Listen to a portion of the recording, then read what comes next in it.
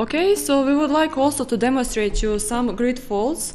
So basically, in order to do that, we went back to our previous example with one inverter, and we adjusted our HIL SCADA panel a little bit.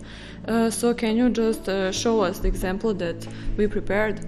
Yeah, in this case we add some two types of faults. The first one is low voltage ride-through, and the second one is high voltage ride-through. And also there is a possibility to change some fault duration, and here is the button for injection faults. Okay, here in this case we use global names as well as here and here also, and we use these names in here in injection fault. So here we implement some logic how to change our voltage. Okay. So let's run the simulation and see these faults, how they affect in our PV plant. Okay. Now inverter is turned off, so let's turn on it.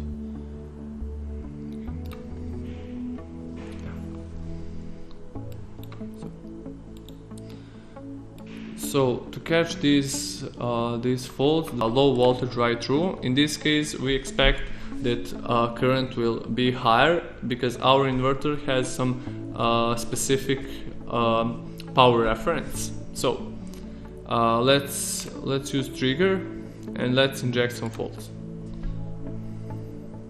Okay, so as we expected here, let me just go briefly. So we here we can find some transitions. So here we can see that voltage actually goes down, and we can see that our regulator works pretty fine. So in this case we actually inject more current. So in both these cases our active power is almost the same. And here we can see that duration of this fault is 0.5 seconds, like we said. And let's see the different case. So let's use our high voltage ride-through, and let's see here. Let's say the same, and let's run it. Okay, here we can find that we actually managed to go overshoot our threshold, and this is actually results. So we actually increase voltage for a little bit, and we can see here that currents are actually decreased. So we can see here the transients, how our controller works pretty fine. Okay, so I hope you enjoyed this tutorial.